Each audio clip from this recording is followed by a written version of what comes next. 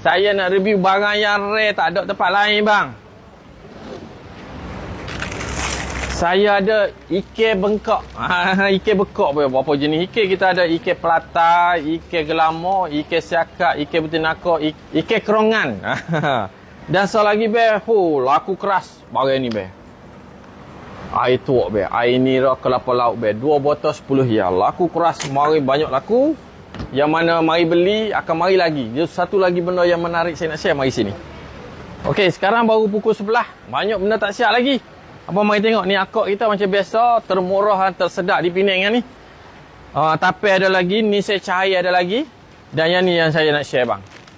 Jangan jadi kesilapan macam tahun lepas. Last puasa baru hampa nak cari ketupat. Ini ketupat frozen bang. Balik kok. Balik bubuh dalam peti. Nak raya baru rebus. Jangan nak raya baru cari. Saya jual termurah. Dalam ada 27 biji. Kalau kita timah sekilo. Memang saya jual per kilo. Sekilo ni RM20 bang.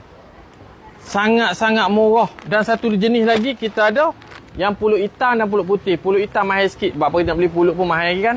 Pulut hitam dia RM22. RM22 sekilo. Barang ni kena cepat-cepat. Bila saya cakap macam ni, mari cepat-cepat. Itu dulu saya share bang. Jemput datang. Assalamualaikum.